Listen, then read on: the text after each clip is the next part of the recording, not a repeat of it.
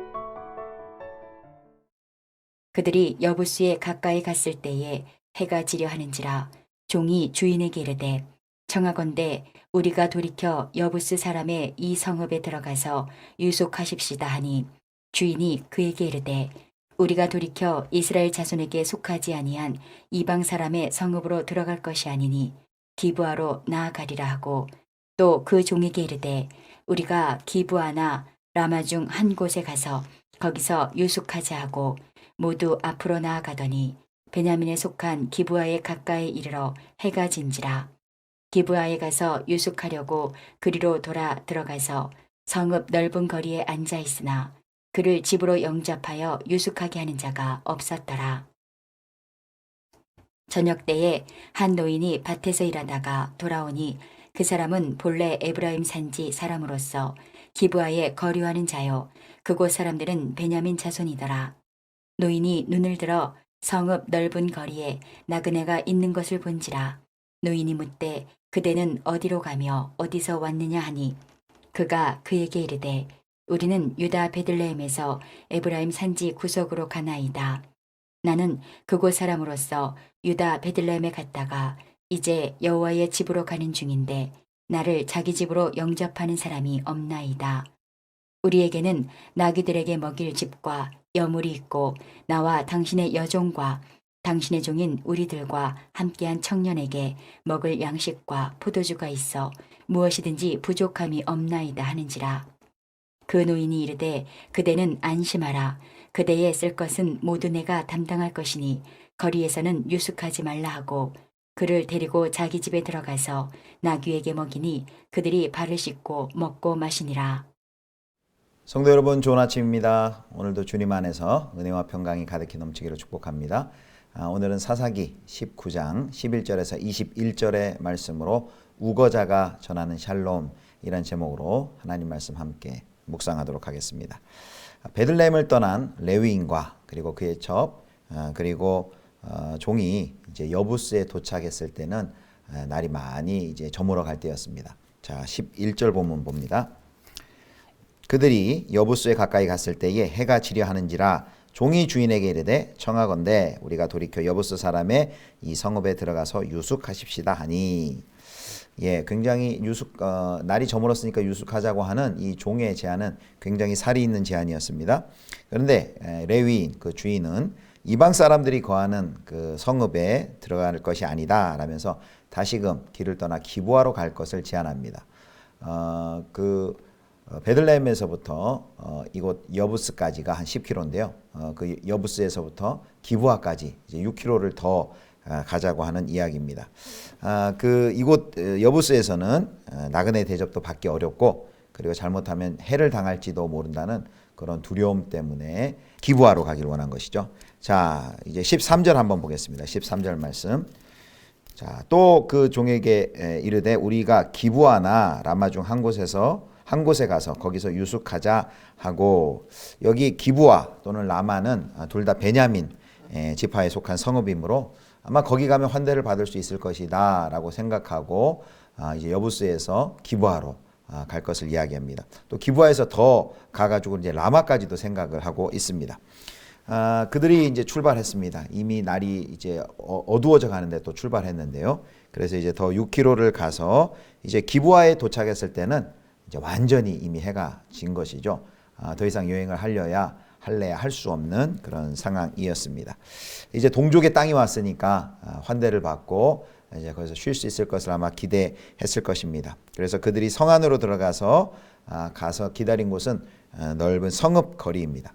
성읍 거리라는 것은 이제 성문 근처에 여러 가지 그 성읍의 또 경제적, 또 정치적, 사회적, 또 종교적 생활이 일어나는 성의 중심이죠. 그래서 거기서 기다리면서 기브아 주민들 중에서 자신들을 받아들이고 손님들을 접대할 환대할 사람을 기다리는 것이었습니다. 그런데요, 실망스럽게도 그 아무도 이들에게 레위인 그 동행한 사람들에게 아무도 와서 쉴 것을 제안하는 사람이 없습니다. 15절입니다. 저녁 때에 15절 기브아에 가서 유숙하려고 그리로 들어가서 성읍 넓은 거리에 앉아 있으나 그를 집으로 영접하여 유숙하게 하는 자가 없었더라. 사실 이런 냉대를 우려해서 여부스에서부터 그 멀리 기브아까지 왔는데, 기브아에서는 같은 동족 지파인 베냐민 지파가 마음을 열어서 환대할 줄 알았는데 이 냉대를 계속 받고 있는 것을 볼 수 있습니다. 우려가 현실이 되고 말았습니다. 그래서 방금 읽은 15절을 보면 그 넓은 성읍의 광장에 덩그러니 그들 3명만 이렇게 남아 있는 것으로 묘사를 합니다. 동족의 성읍에서 이 마치 이방인처럼 완전히 고립되어 있는 레위인과 그 동행임을 보게 됩니다. 이방인 마을에서도 있을 수 없는 일이 이스라엘 성읍 가운데 일어난 것이죠. 기브아 사람들의 이런 모습은 나그네에게 그 당시 나그네에게 식사와 숙소를 제공하는 그 당시의 풍습을 생각해 볼 때 매우 이례적인 일이었습니다. 기브아와 베냐민 사람들이 나그네에 대한 환대를 거부한 것은 그들이 그 사회가 지금 얼마나 도덕적인 배타성과 또 이기심에 가득 차 있는지를 보여주고 있습니다. 상상 이상으로 그 사회가 마음이 차가워지고 사랑이 없는 모습입니다. 더군다나 나그네를 사랑하고 그들을 대접하라는 것은 율법에도 하나님께서 명령한 일인데 이제 하나님의 명령도 그들에게는 아무 소용이 없습니다. 무시해도 좋을 일이 된 것과 무시해도 좋은 일이 돼버리고 말았습니다. 자, 이대로 가다가는 그대로 길거리에서 노숙할 뻔했는데요. 그런데 드디어 한 사람이 그들에게 접근합니다. 자, 19장 16절 보겠습니다. 저녁 때에 한 노인이 밭에서 일하다가 돌아오니 그 사람은 본래 에브라임 산지 사람으로서 기브아에 거류하는 자요 그곳 사람들은 베냐민 자손이더라. 여기 16절 시작할 때 보면 감탄사가 있습니다. 보라 이렇게 시작됩니다. 저녁 때 한 노인이 밭에서 일하다가 돌아오니 드디어 기다리던 이제 한 사람이 그들에게 다가옵니다. 근데 이 노인을 소개할 때요, 거기 보면 저녁이 되어 한 노인이 밭에서 일을 마치고 돌아오고 있었다 했는데 그 사람을 소개할 때 에브라임 산지 출신으로 이곳 베냐민 사람의 기브아에서 타향살이를 하고 있다라고 말합니다.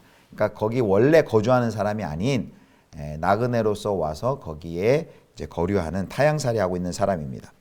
자, 이 말은 유사시에 그와 그의 손님을 보호해줄 만한 그의 친척들이 전혀 없다는 것을 이야기하는 것이죠. 그리고 이런 상황 설명은 사실 노인이 거류민으로서 우거자로서 나그네를 대접할 자격이 없다라는 것을 보여줍니다. 원래 산성읍의 거주민이 아닌 우거자가 지나가는 행인을 대접하는 것은 규칙을 벗어나는 일이었습니다. 또 그 환대의 책임을 가진 기브아 거민들은 정작 나그네를 대접하지 않았음을 이렇게 고발하고 있는 것입니다. 자, 그 노인은 성 밖에서 들어와서 성읍의 넓은 거리를 보다가 그 나그네 일행을 본 것이죠. 레위인 일행을 발견했습니다. 그리고 행선지가 어디며 어디에서 왔느냐라고 물어봅니다. 레위인은 그 질문에 대한 답을 하죠. 유다 베들레헴에서 에브라임 산지 구석으로 지금 가는 중이고 기브아 거민들 중에서 아무도 자신들을 영접하고 환대하지 않아서 이렇게 기다리고 있다라는 것을 이야기합니다. 그리고 그는 최대한 모든 것이 다 준비되어 있고 우리는 최대한 폐를 끼치지 않을 것이고 잠자리만 있으면 된다라는 취지로 19절처럼 이야기합니다. 19절 봅니다. 우리에게는 나귀들에게 먹일 집과 여물이 있고 나와 당신의 여종과 당신의 종인 우리들과 함께한 청년에게 먹을 양식과 포도주가 있어 무엇이든지 부족함이 없나이다 하는지라. 도움을 이렇게 우회적으로 요청을 합니다. 이 노인은 20절에 보면 여기 위험하니까 거리에서 유숙하지 말라라고 조언하면서 그 레위인의 일행을 자기 집으로 이제 데리고 들어갑니다. 자, 20절 말씀 봅니다. 20절 말씀. 그 노인이 이르되 그대는 안심하라. 그대의 쓸 것은 모두 내가 담당할 것이니 거리에서는 유숙하지 말라 하고, 여기 그대는 안심하라 라를 직역하면요, 그대에게 샬롬이 있으라 라는 인사입니다. 하나님의 평안 샬롬을 전하는 인사입니다. 그리고 이제 21절 오늘 본문 마지막에 이렇게 말합니다. 그를 데리고 자기 집에 들어가서 나귀에게 먹이니 그들이 발을 씻고 먹고 마시니라. 여기 나귀에게 꼴을 먹이고 식사하기 전에 발을 씻고 손을 씻는 이런 자세한 묘사는 그 환대의 법칙에 따라 이 노인이 기브아의 노인이 레위인의 일행을 아주 잘 대접하고 섬겼다는 것을 보여주고 있습니다.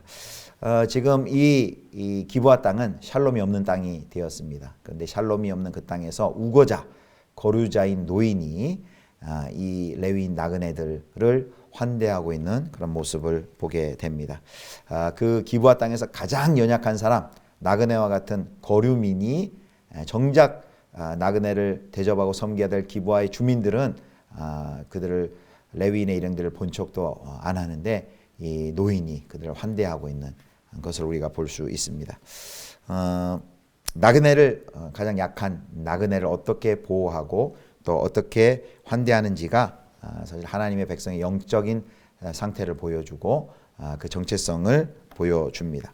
그렇다면 오늘 우리는 오늘 이 본문을 통해서 우리는 또 우리 사회는 나그네와 외인들, 나그네와 외인들을 얼마나 선대하고 있는가 우리가 한번 자문을 해봐야 되겠습니다. 우리 사회에 있는 우리 근처에 어떤 나그네와 또 외인과 같은 또 소외되고 가난한 우리 이웃들은 누구일까요? 우리 교회 공동체가 섬겨야 될 그들은 누구일까요? 우리 사회에서도 뭐 소외된 다문화 가정의 사람들도 있고 또 조성 가정, 또 독거노인들도 있고 또 섬겨야 될 또 중증 장애인들도 있고 또 탈북인들도 있고 보호종료 아동도 있고 많은 이 사회에 나그네와 같은 또 외인과 같은 그런 이웃들이 많이 있습니다.